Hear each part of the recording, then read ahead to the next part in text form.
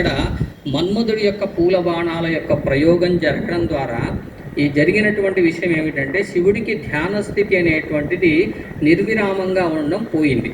అంటే అతని కాన్సన్ట్రేషన్ అనేటువంటిది తగ్గిపోయింది. దీనివల్ల సమస్య ఎక్కడొస్తుంది అంటే శివుడు కళ్ళు మూస్తున్నాడు, తర్వాత 100 సంవత్సరాల పాటు అసలు ఈ లోకాన్నే పట్టించుకున్నటువంటి వాడికి మళ్ళీ లోకం దగ్గరికి రావడం మొదలైంది.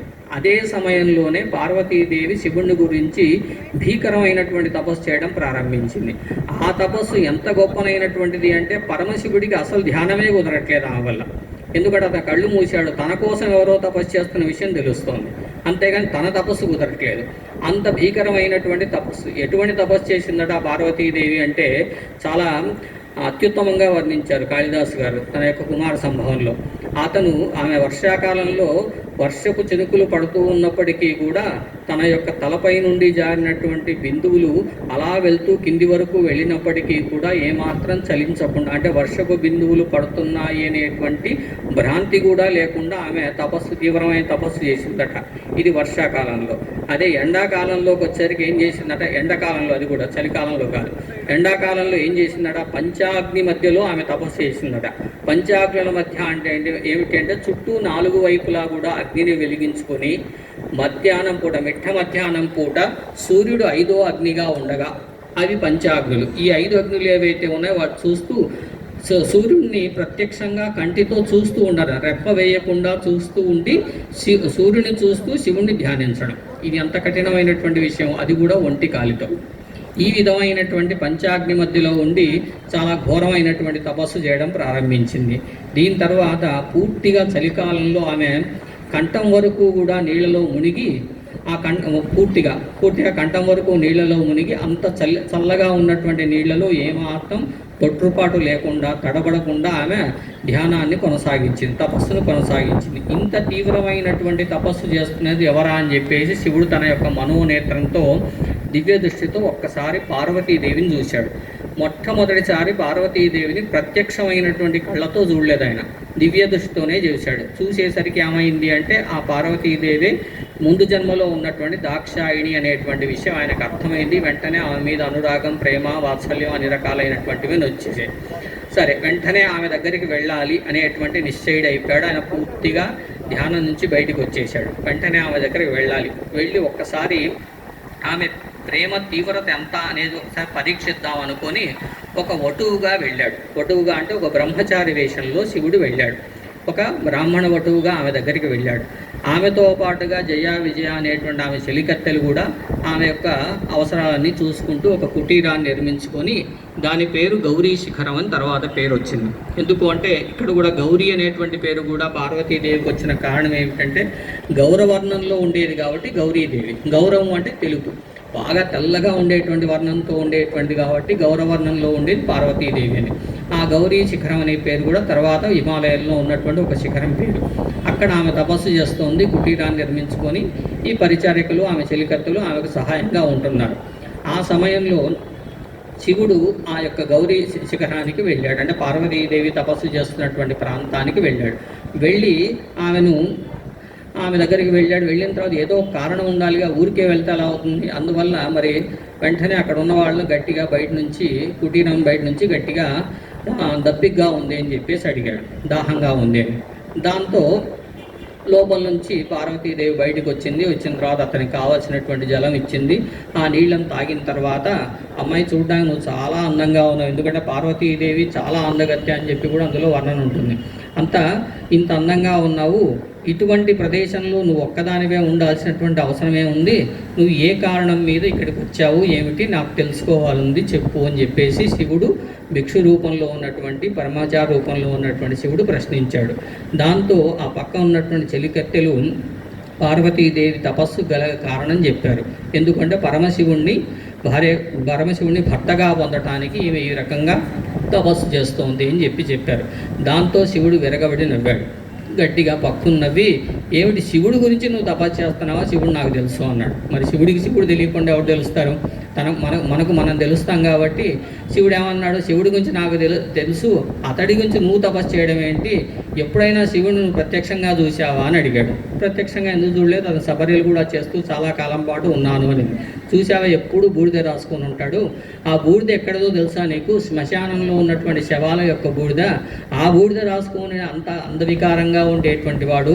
ఆయనకు 3 కళ్ళు ఉంటాయి. ఆ విషయం కూడా నీకు తెలుసా? ఎవరికైనా 2 కళ్ళు ఉంటే అందంగా ఉంటారు, 3 కళ్ళు ఉంటే వికృతంగా ఉంటారు. అంత వికృతుడైనటువంటి పరమశివుడు ఇంత అందంగా అయినటువంటి నీకెలా నచ్చాడో నాకు అర్థం కాలేదు. అందువల్ల శివుడిని నువ్వు అసలు వివాహం చేసుకోవడం అనేటువంటి సరైన పద్ధతే కాదు, దానికోసం మళ్ళీ తపస్సు ఒకటి చేస్తున్నావు అని చెప్పేసి ఎద్దేవా చేసినట్టుగా మాట్లాడాడు.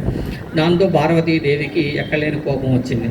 ఇంకా కూడా అన్నాడు, ఎప్పుడు కూడా నువ్వు చూస్తేనేమో ఖచ్చితంగా ఏదో ఒక రాజకుమార్తె అయి ఉంటావు, ఎవరు నువ్వు అని అడిగాడు. అడిగితే పర్వతరాజు అయినటువంటి హిమవంతుడి యొక్క కుమార్తె. హిమవంతుడి గురించి కూడా నేను చాలా విన్నాను, చాలా గొప్పనైనటువంటి రాజుగా అతనికి పేరుంది. ఎందుకంటే సాక్షాత్ హిమాలయ పర్వతంలోకి దేవతలంతా వచ్చి కూడా తపస్సు చేస్తూ ఉంటారు. అంత గొప్పనైనటువంటి రాజకుమార్తెమైనటువంటి నీకు అసలు వరుడు దొరకడం కష్టమా? మీ నాన్నగారు తలుచుకున్నారంటే దేవతలే క్యూలో నిలబడతారు. అటువంటిది పరమశివుడి కోసం నువ్వు తపస్సు చేయడం ఏంటి? అసలు ఎంతోమంది అందగాళ్ళైనటువంటి వాళ్ళు ఎంతోమంది ఉన్నారు కదా, అటువంటి వాళ్ళని తెచ్చి మీ నాన్నగారి నీకు వివాహం చేయగలరు కదా. అందువల్ల శివుడి గురించి నువ్వు అసలు ఆలోచించడమే తప్పు అన్నాడు. ఇంకా ఏమన్నాడు పరమశివుడి గురించి? తనకు తానుగా చెప్పుకున్న మాటలు ఇవన్నీ కూడా దక్షయజ్ఞంలో దక్షుడు శివుడి గురించి అన్న మాటలే ఒక రకంగా. అదే మాటనే శివుడు ఇక్కడ మళ్ళీ ఒక రకంగా అప్పుడు దక్షుడు అన్నప్పుడు ఏం చేసింది అంటే ఆమెకు అక్కడ కోపం వచ్చింది. ఇక్కడ శివుడే అంటున్నప్పుడు కూడా ఇక్కడ కోపం వస్తుంది ఆమెకు. అదే ఎందుకంటే శివుడి మీద అంత అవ్యాజమైనటువంటి ప్రేమానురాగాలు ఉన్నాయి కాబట్టి. ఇంకా ఏం చెప్పాడు శివుడు అంటే ఎప్పుడూ కూడా శ్మశానంలో నివసించేవాడు. అదేవిధంగా నువ్వు చూస్తేనేమో రాకుమార్తెవు, చక్కగా చందనం ఇటువంటివన్నీ పూసుకొని ఎంతో ఆనందంగా ఆహ్లాదంగా ఉండాల్సిన దానివి. ఒకవేళ నువ్వు నిజంగా మీ ఇద్దరి మధ్య సంగమం జరిగితే, అంటే మీరిద్దరు వివాహం చేసుకుంటే శివుణ్ణి నువ్వు కౌగిలించుకోవాల్సి వచ్చిందనుకో ఎప్పుడైనా, ఒక్కసారి ఆలోచించు. అతని శరీరం అంతా కూడా ఏముంటుంది? శవాల యొక్క బూడిద ఉంటుంది. నీవేమో చందనారాగాలు పూసుకునేటువంటి సుకుమారమైనటువంటి దానివి. ఆ యొక్క స్థితి ఎలా ఉంటుంది, ఎంత జుగుప్సాకరంగా ఉంటుందో ఒకసారి ఆలోచించు అన్నాడు. ఇంకా ఏమన్నాడు అంటే ఎప్పుడూ కూడా శ్మశానంలో నివసించేవాడు. అతనికి ఒక ఇల్లు అటువంటిది ఏమైనా ఉందా? ఏదైనా పెళ్ళి అయిందంటే దాని తర్వాత చక్కగా మంచి మంచి భవనాల్లో నివసించాలనుకుంటారు.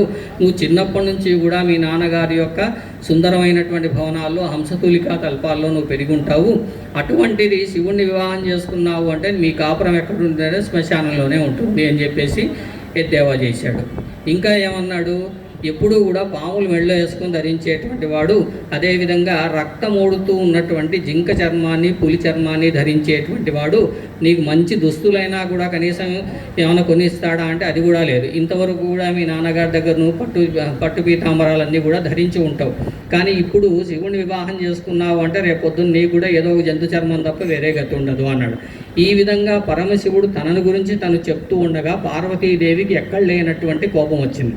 కోపం వచ్చి ఎదురుగా ఉన్నటువంటి వాడు నువ్వు బ్రహ్మచారి కాబట్టి నేను ఎక్కువగా నిన్ను దూషించలేకపోతున్నాను, ఎక్కువగా నిన్ను నిజం చెప్పాలంటే కొట్టలేకపోతున్నాను. కారణం ఏమిటంటే బ్రహ్మచారిని గౌరవించాలి అనేటువంటిది మన యొక్క సంస్కారం సంప్రదాయం కాబట్టి. అయినప్పటికీ కూడా నువ్వు అడిగావు కాబట్టి చెప్తున్నాను. శివుడు అనేటువంటి వాడు దుస్తులే ధరించని వాడు, దిగంబరుడు. ఈ విధంగా నువ్వు ఎన్నో మాట్లాడుతున్నావు. దిగంబరుడు అనేటువంటి పదానికి నీకు అర్థం తెలుసా అని అడిగింది. దిగంబరుడు అంటే అర్థం ఏమిటంటే నగ్నంగా ఉండేవాడు. ఇది సాధారణమైనటువంటి అర్థం. అప్పుడు చెప్పింది పార్వతీదేవి, నగ్నంగా ఉండేవాడు అంటే దుస్తులు లేనివాడు అని. ఇది మామూలు బట్టలు ధరించాడు కాబట్టి. అది కాదు అర్థము. దిక్కులే అంబరంగా కలిగినటువంటి వాడు దిగంబరుడు. దిక్కులు అంటే మొత్తం 4 దిక్కులు లేదా 10 దిశలు ఏవైతే ఉన్నాయో ఈ దిక్కులన్నిటినీ కూడా అంబరం వస్త్రంగా ధరించినటువంటి వాడు. అంటే శివుడి యొక్క ఆకారం ఎంత పెద్దది అంటూ అక్కడ శివుడి గురించి స్తుతి చెప్పింది ఆమె. ఆపాతాళ నభస్థలాంత భువన బ్రహ్మాండ మా విస్ఫుర జ్యోతిస్పాటిక లింగమౌళి విలసత్ పూర్ణేందు వాంతామృతై హస్తోకాప్లుతమేకమీశ మనిషం రుద్రానువాకాంజపం ధ్యాయే దీప్సితదయే ధ్రువపదం విప్రో విశంచే శివం బ్రహ్మాండౌ వ్యాప్తదేహ భసతే మరుచా భాసమానా భుజంగై కంఠే కాల కపర్ద కలిశికళాశ్చండకోదండహస్త త్రక్షా రుద్రాక్షమాల సులలిత వపుషా శాంభవా మూర్తిభేదా రుద్రాశ్రీ రుద్రసూక్త ప్రకృతి విభవ నప్రయశ్చంతు సౌఖ్యం అని. అంటే పరమశివుడి యొక్క వర్ణన అంతా కూడా ఇందులో మనకు కనిపిస్తుంది. ఆపాతాళ నభస్థలాంత భువన బ్రహ్మాండ మావిస్ఫుర జ్యోతిస్పాటిక లింగమౌళి. పాతాళలోకం నుంచి నభ ఆకాశం వరకు వ్యాపించి ఉన్నటువంటి అతి పెద్దనైనటువంటి ఆకారం, అంటే ఊహకు కూడా అందనటువంటి అంత పెద్దనైనటువంటి వాడు. అందువల్లే దాని దిగంబరుడు అన్నారు. అంటే దిక్కులే వస్త్రంగా కలిగినటువంటి అతి పెద్దనే, అంటే విశ్వవ్యాప్తమైనటువంటి వాడు పరమశివుడు. అంత పెద్దవాడికి దుస్తులు ఎక్కడి నుంచి వస్తాయి? ఈ యొక్క ప్రపంచమే అతని యొక్క దుస్తులు అని అర్థం. అంత గొప్పనైనటువంటి వాడిని పట్టుకొని నువ్వు నగ్నంగా ఉండేవాడు ఏదో ఒకటి ధరిస్తాడు అనేటువంటి చిన్న మాటలు మాట్లాడుతున్నావు. ఇది నీలాంటి వాడికి, నీలాంటి బ్రహ్మచారికి, నీలాంటి తపస్సు చేసుకునేటువంటి వాడికి తగినటువంటి మాట కాదు. అదేవిధంగా శ్మశానంలో నివసిస్తాడు అని చెబుతున్నావు. ఇక్కడ శ్మశానము అనేటువంటి పదాన్ని కూడా మనం చూస్తే, శ్మశానం కానటువంటి ప్రదేశం మన యొక్క భూమండలంలో లేదా విశ్వంలో ఎక్కడా ఉండదు. విశ్వం మొత్తం కూడా శ్మశానమే, ఇందులో ఎటువంటి సందేహం లేదు. ఇది నా మాట కూడా కాదు, చాగంటి కోటేశ్వరరావు గారు కూడా ఎక్కడో తన యొక్క ప్రవచనంలో ఉటంకించినటువంటి మాట. శ్మశానం లేనటువంటి ప్రదేశం ఎక్కడా లేదు. ఎందుకు అంటే ఇప్పుడు నేను మీతో ఇక్కడ నేను ప్రవచనం మాట్లాడుతూ ఉన్నాను, నడుస్తూ ఉన్నారు కొంతమంది మాట్లాడుతూ ఉండొచ్చు. ఇలా జరుగుతూ ఉన్నప్పుడు మన కంటికి కనిపించినటువంటి ఎన్నో క్రిములు మరణిస్తూ ఉన్నాయి. ఇక్కడ కంటికి కనిపించేటువంటి చీమలు, దోమలు లాంటివి కూడా ఎన్నో మరణిస్తూ ఉంటాయి. అందువల్ల మరణమే లేనటువంటి ప్రదేశం భూమండలంలో మనకు ఎక్కడా కనిపించదు. ప్రతి ప్రదేశంలో కూడా ఖచ్చితంగా. కాకపోతే ఏమిటంటే మన కోసం అని చెప్పేసి మనం ఒక ప్రదేశాన్ని నిర్ణయించుకున్నాం, అంటే శవాలను కాల్చేటువంటి ప్రదేశంగా నిర్ణయించుకున్నాం. కానీ కేవలం మనిషి మాత్రమే జీవి కాదు, 84 లక్షల రకాలైనటువంటి జీవరాశులు ఈ విశ్వంలో ఉన్నాయి అని చెప్పేసి మన శాస్త్రాలు చెప్పేటువంటి మాట. అందువల్ల 84 లక్షల రకాల జీవరాశుల్లో మన కంటికి కనిపించినటువంటివి కొన్ని లక్షల జీవరాశులు ఉన్నాయి. కొన్ని లక్షల జీవరాశులే మనకు తెలిసిన జీవరాశులే గట్టిగా 100 ఉంటే గొప్ప. కుక్క, పిల్లి, దోమ, నల్లి ఇటువంటివి చెప్పాలి అంటే ఎన్ని చెబుతామంటే గట్టిగా బాగా తెలివైనటువంటి వాడైనా ఒక 100 చెబితే గొప్పనేమో. కానీ 84 లక్షల రకాల జీవరాశుల్లో మానవుడు మాత్రం ఏదో శ్మశానం అని ఒకటి నిర్మించుకున్నాడు అంతే. అంటే ఈ ప్రదేశంలో అయితే మనకు దానికి సంబంధించినటువంటి చెడు వాసన ఇటువంటివన్నీ లేకుంటే వ్యాధులు వచ్చేటువంటి అవకాశం ఇవన్నీ ఉంటాయి. కాబట్టి ఊరికి దూరంగా శ్మశానం ఉత్తరాన పెట్టుకుందాం అని చెప్పి నిర్ణయించుకున్నారు అంతే తప్ప శ్మశానం కానటువంటి ప్రదేశం ఎక్కడ ఏది కూడా మనకు కనిపించదు.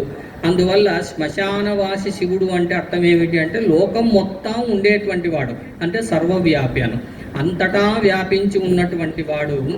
అందువల్లే తనికెళ్ళ భరణి గారి పాట కూడా ఒకటి ఉంటుంది, నాలోన శివుడు గలడు నీలోన శివుడు గలడు, నాలోన గల శివుడు నీలోన గల శివుడు అంతటా గలడు అని చెప్పేసి. అందువల్ల ఎక్కడ లేడు శివుడు అంటే ఎక్కడైనా ఉన్నాడు, ఇందులో లేడు అందులో లేడు అనేటువంటి మాట కాదు.